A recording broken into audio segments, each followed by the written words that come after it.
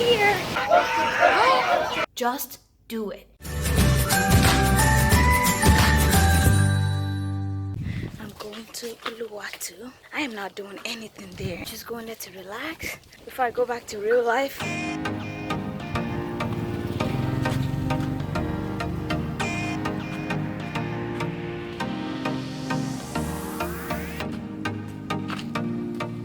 I just got to my second Airbnb. This is my room, and that's me. There's a small section of the room right here. Cupboard, drying rack, the bathroom. Unlike my last one, I don't have a divider. And in my last Airbnb, I was jealous of the people who were on the second floor. And look at me, I'm on the second floor now. This is my first venture. I'm trying to find food because I'm really hungry.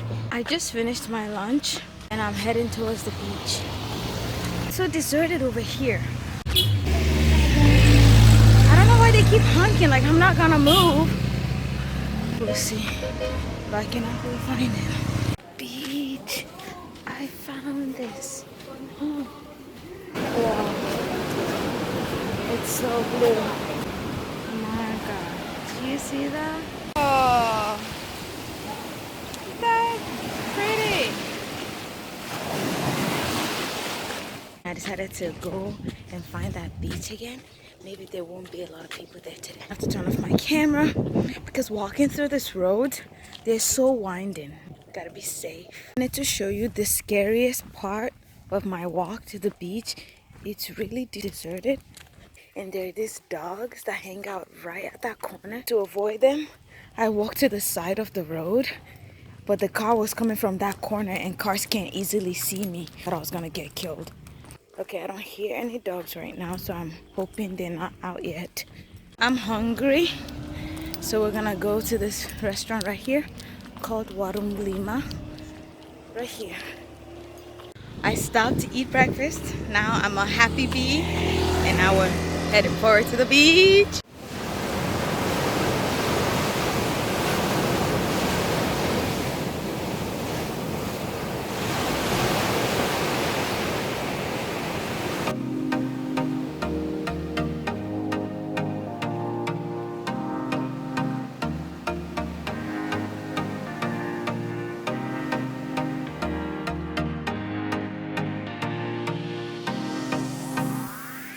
Earlier than yesterday, and the tide is much lower. Wow. Doesn't even look like the same spot I was in yesterday, because all of this was covered in water. Let's go. I wouldn't have dared to venture this far yesterday because the water was all the way here and I couldn't see that it wasn't actually that deep. It ain't that deep, guys. At the beach today, I came an hour earlier than yesterday and the tide was disappointingly low, but the water is coming back up right now. Look how beautiful this is. How clear the water is, and it matches the sky. You cannot even tell the difference.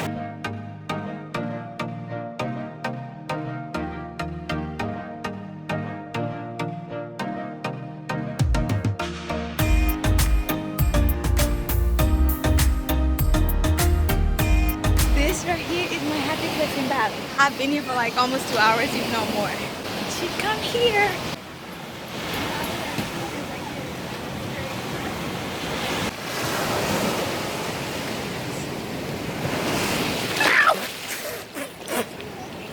Decided to leave now because the tide is getting really high. See where I need to go get out. It gets really high.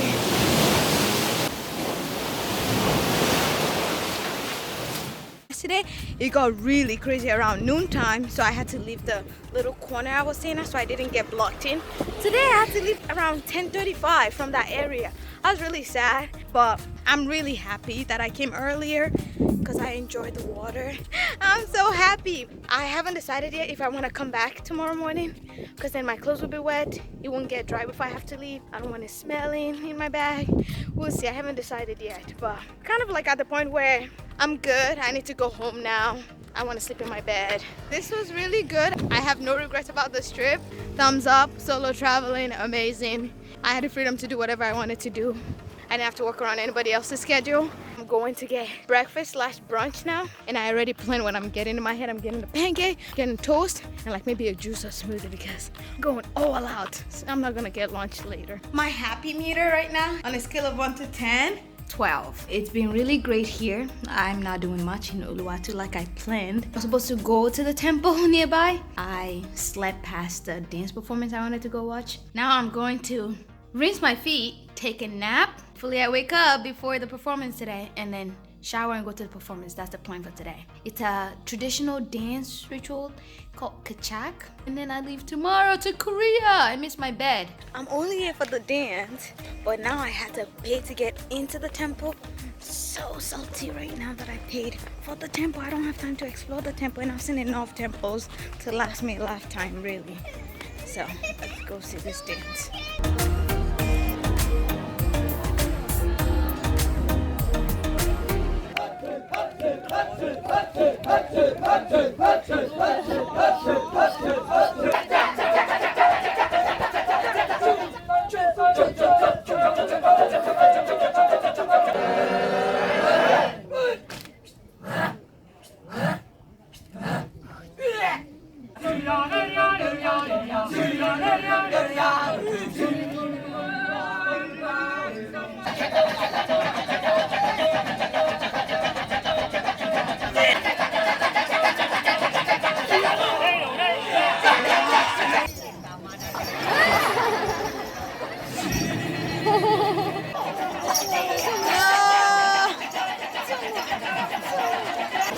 He's such a mischief.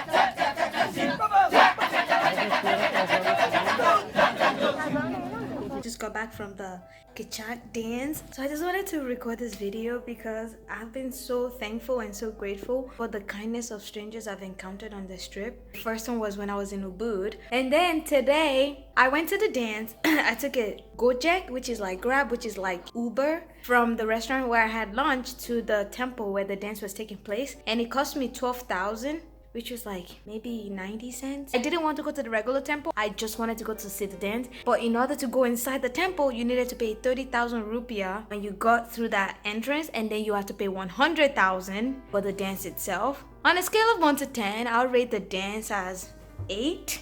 The performance was good. I had fun. I laughed. It was funny. The little arena they had, it was just too cramped. Within an hour, the performance was done. Now it was time for me to go back home. In order to use my app to call a ride, I need internet connection. I didn't have one on my phone, so I was trying to use the Wi-Fi at the temple. I had to cancel 3 different orders because I called for the drivers. It tells you that you've been matched, and then the cars are not moving on the map because you can see them moving towards where you are, where they're picking you up from.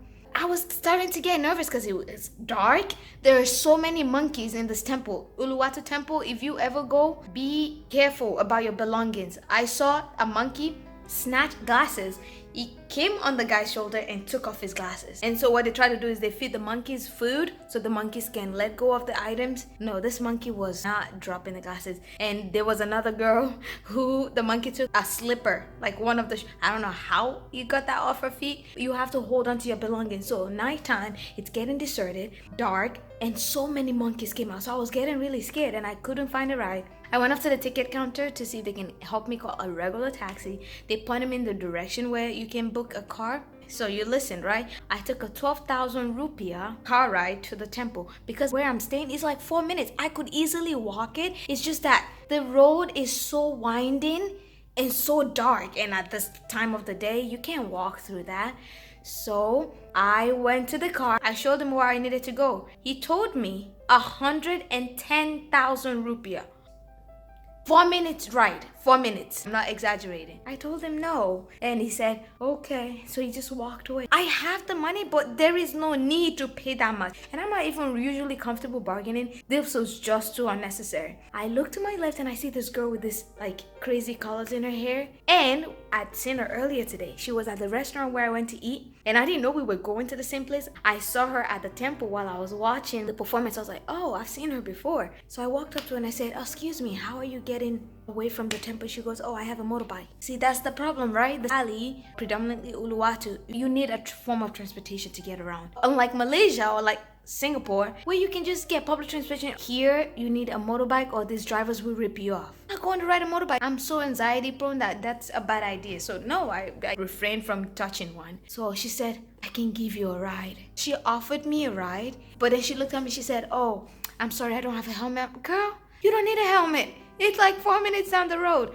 So this lovely lady gave me a ride and I just could not thank her enough. I was so close to tears. I said maybe the reason why she was at the restaurant was because we needed to meet, because she also said she saw me. We weren't facing each other, so I didn't know if she saw me because I was facing her back. It was just so nice. Like, I don't know, like that's amazing, because I was raised on fear like my whole life. Like I'm gonna blame my dad for that. I understand like the world is a scary place, don't get me wrong, I'm not naive, but a lot of time we constantly live in fear that it holds us back and it hinders us from like actually living life to the fullest. I'm slowly unlearning and relearning now that I do not have to let fear control my life, because then I will never leave the comfort of my house. And that's just not the way I'm built. Like, I get bored easily by doing the same thing that I need to be stimulated. And traveling has just opened my eyes. But I don't have enough words for what I've been able to experience from traveling.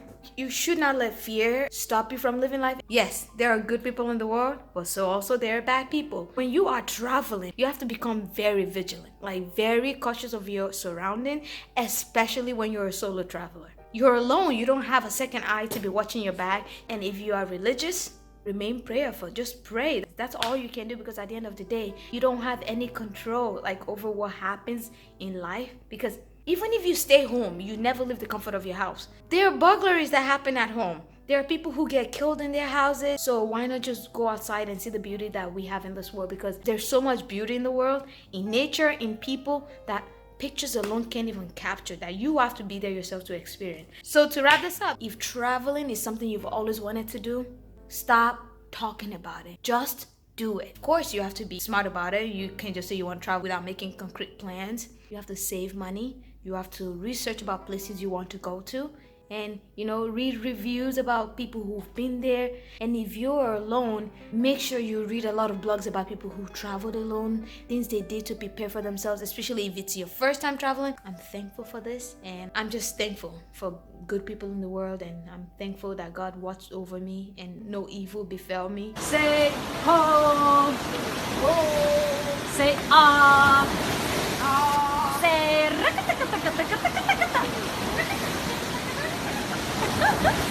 I am hungry this morning, so look what I got. Vegetable omelet, toast, and pancake.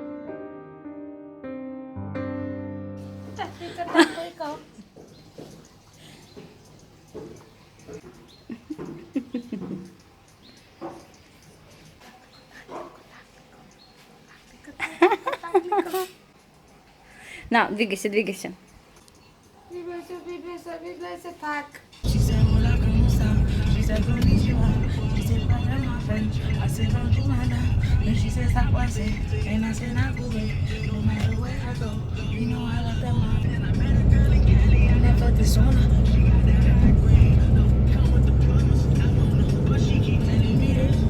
Telling me that.